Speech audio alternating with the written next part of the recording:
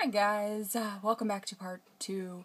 I'm just gonna jump in, same as last time, everything's all kind of mixed in together, DVDs, Blu-rays, TV, let's just jump right into it, with one of my favorite things that I've gotten over the past couple months, and I was so happy to get. It is, the Jaws Digibook. This was a Best Buy exclusive. And I had no idea that they would sell out as quickly as they did, or they would be as limited as they were, because I've seen, some exclusives that Best Buy has had, and they're still there months and months after they've come out. They're still sitting on the shelf. There's still copies available, but this thing went so quick, and I'm very glad that I was able to pick one up, because when this came out, I was actually on vacation visiting family, so I didn't have my car, nor did I know how to get to the Best Buy. So normally I try to get there when I want an exclusive. I try to get there as early as possible. My store opens usually at 9, so I'm usually there by 9:30 or 10. But I didn't get to the Best Buy till about 12 that day. So, but there was still a copy there, and I was so excited. There's been quite a few videos showing this off, so I won't bother, but obviously everybody knows about Jaws. It looks fantastic on Blu-ray, one of my most anticipated Blu-ray releases, so I'm glad it's finally here.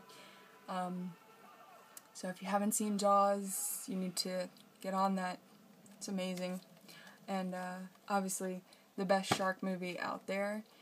I really wish there were more, good shark movies. The only other movie I have shark-wise is The Reef, which is also very good, but I just wish they would make good Shark Attack movies, and not the crap ones that they have on the Sci-Fi Channel. Although those can make for a fun Saturday afternoon if you're not doing anything. They have like a marathon of like horrible shark movies on last Saturday, and it's just fun to laugh at them with your friends.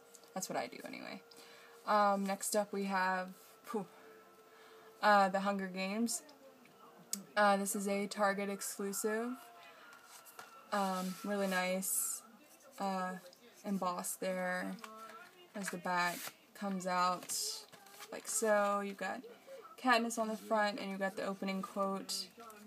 And then you got Peeta there on the back. And then it just opens up like that. Again, great artwork, great pictures. As far as the movie goes, I really liked it. I mean, I thought it was as close to the book as they could get. I thought they did a good job, transferring it from book to film. Obviously they wanted to not get an R rating, otherwise most of the fan base probably couldn't get in to see it. But I felt the book was a little more brutal than this, but like I said, I thought they did a really good job. But I really do suggest you read the books as well. I read the book like almost two and a half years ago now, and I read it in one day. It was just a page turner. But I'm very excited for Catching Fire.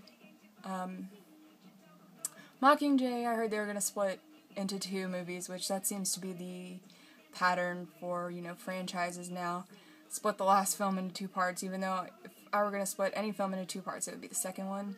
I really don't think Mockingjay needs to be split. But they're going to do it anyway, obviously, so it really doesn't matter what I think. But,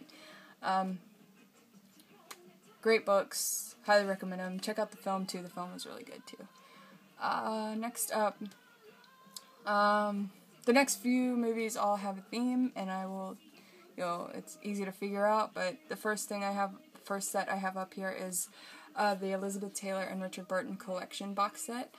I'm on a mission to collect all of Elizabeth Taylor's films. She's my favorite classic Hollywood actress, I guess you could say, and I grabbed this box set for about $10, used on Amazon Marketplace, which is awesome. And it's also a really good deal. It comes with The Comedians, the VIPs, and then the 2 movies I really bought the set for was The Sandpiper and then Who's Afraid of Virginia Woolf. And this is the 2-disc edition. And if I'd have bought both these separately, it would have been probably about almost $35 for just these individually. And this whole set, like I said, cost me around $10 before shipping, used on Amazon Marketplace. So, great collection. Like I said, or like the set says, it's four of the movies, probably the most well-known movies that Elizabeth Taylor and Richard Burton starred in together. There are obviously more. Some I've picked up. There's still some I have to get, but they are fabulous together. Next up we have the Elizabeth Taylor Signature Collection, which comes with, let me pull them out. They are all snap cases, unfortunately, but since you've got this box set to keep them in, or this box to keep them in, it really doesn't bother me. The thing that bothers me most about snap cases are how they get hung on the other DVDs when you try to put them in the shelf. But that's totally has nothing to do with these movies. But anyway, first you have Father of the Bride, Butterfield 8, which was one of the movies, the main reason I bought this box set. I think for this box set I paid like 15 something, but that's how much this was by itself, so. And obviously box sets are really easy ways to get a lot of movies at one time. Obviously. National Velvet, and then Cat on a Hot Tin Roof, which is, I have another edition coming up. Well, I'll just show you right now. This one I actually bought first, but I don't mind having 2 copies because it's a fantastic film. But this is definitely the one you want to get. It's the deluxe edition. It comes with all kinds of special features that this one does not have. And I was really kind of holding off on getting this because I was really hoping there'd be a Blu-ray announcement. And I was really hoping by now that maybe, you know, maybe we're getting a digibook like they did with A Streetcar Named Desire. Both of these, Cat on a Hot Tin Roof and A Streetcar Named Desire, were plays by Tennessee Williams. So I was hoping they'd give this film the same treatment that they did that one, because it's one of my all-time favorite films. But like I said, good box set, quick way to, instead of just buying them all individually, it's a lot cheaper as well. I love box sets. Like I said, I was hoping they would announce, that's why I've waited so long to start collecting her films, because I know Marilyn Monroe just got a Blu-ray box set released, so I was hoping they'd do one for Elizabeth Taylor, but no, nothing yet. But I do have one for films on Blu-ray, and this is an import. It is Cleopatra. I imported this. It was only, I think I paid like $13, $14, including shipping from Amazon UK, which I thought was great. I am just a little disappointed I didn't get a slip. It was supposed to come with a slipcover, but oh well, I have the movie on Blu-ray, and it looks so amazing. They do such a good job, and I really do like this movie. It's one of the, you know, those biggest epics that they just don't do anymore. I mean, just the work that they have. This also comes with great special features, by the way. They've got like a 2-hour-long documentary on the making of this film, and I was just astounded by some of the figures and you know, money that Fox just kept pouring into this film, and it seemed like it was never ever gonna get done. But it's just they just don't make films like this anymore. Everything was done, you know, practical effects. They built everything. There was obviously no CGI, so, and just, it's crazy. But I'm so happy to have this on Blu-ray. And like I said, you can import it for pretty cheap, actually. Because here in the US we haven't gotten a release of this film. But if they do a nice, like, special edition, you know, box set or anything, I'll probably still pick that up. But this one will tide me over until then. Next up we have The Last Time I Saw Paris. This is from the Warner Archive collection through Amazon. This is a burn-on-demand disc. All of the Warner Archive classics are. But I'm really glad, even though it is on a DVD-R or whatever, I'm really glad they did this, because this is a public domain title. There's tons of copies available, you know, on public domain discs, but the quality is horrible. I've seen, you know, clips from it, and this looks really good. They did a really good job cleaning it up. It is a little this one I paid $15 for, but it's well worth it, you know, for the picture quality and everything. And I like this artwork so much better than the artwork that they use on a lot of those other releases. So,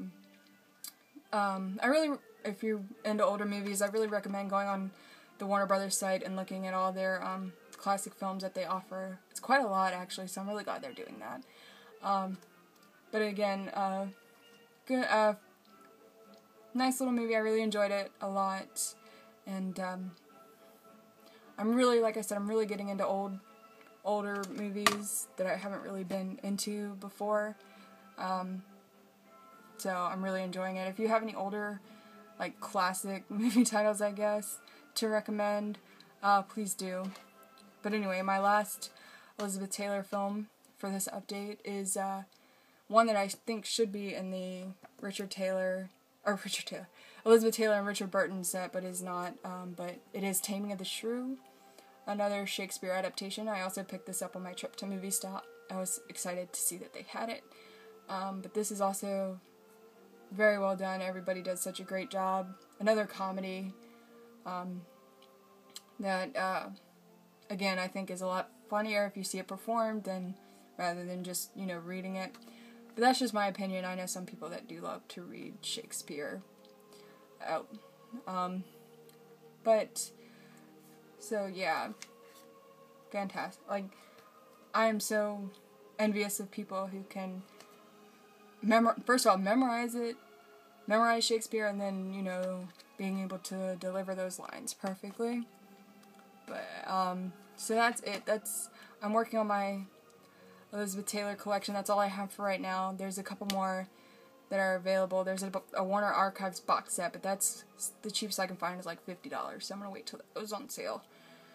I think I have time for a couple more. Next up here is Contraband. I wanted to see this in theaters, but again, I didn't. Like, all these movies that I keep saying I wanted to see in theaters came out when I was in between jobs, so I really, I'd rather just save the money that I was going to use to see it in theaters and just to buy it, because it's like almost $10 now. But anyway, this was, I thought it was a good film. I enjoyed it.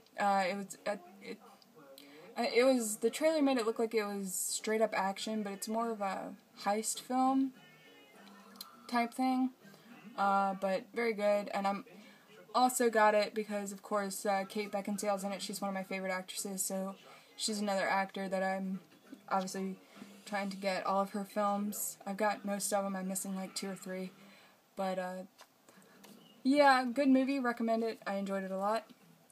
Yeah, if you haven't noticed, like, a sub-hobby of DVD collecting is collecting films from favorite actors and stuff and directors, so, yeah, I don't know if anybody's noticed, but next up we have some more TV, another show that I kind of became obsessed with over the summer, and it is Rizzoli and Isles Season 1 and 2, really fun show. I just love my awesome crime-solving duos in TV shows. It's one of my favorite genres, but this show's a lot of fun. Stars Angie Harmon and Sasha Alexander. They both are fantastic. They're a lot of what makes the show so awesome. It's got a lot of other great actors as well, and it's trying to think. Oh, it's got what's her name? Lorraine Bracco. I've seen her in a couple films. She's really good in this as well. Again, really fun show. They're on season 3 right now. They're on hiatus. It comes back in November, so I'm really excited about that. But really having a lot of fun with this show. Next up, we have, let me, if I can get them, 2 movies that I got using my Disney Rewards points that I kind of forgot about. One is The Legend of Lobo, and the other is The Wild Country. Here in the U.S., I don't know, I think I've seen some of you guys from the UK in your updates say you've gotten, like, new Disney Blu-rays from your Disney Rewards.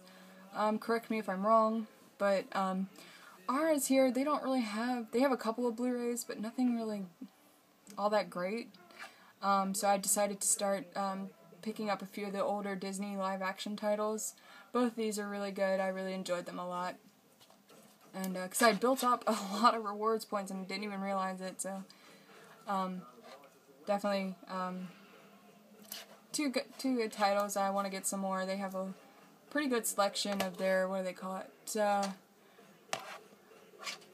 I guess their archive collect. I don't know what they call it, but like I said, it's a lot of their older movies that are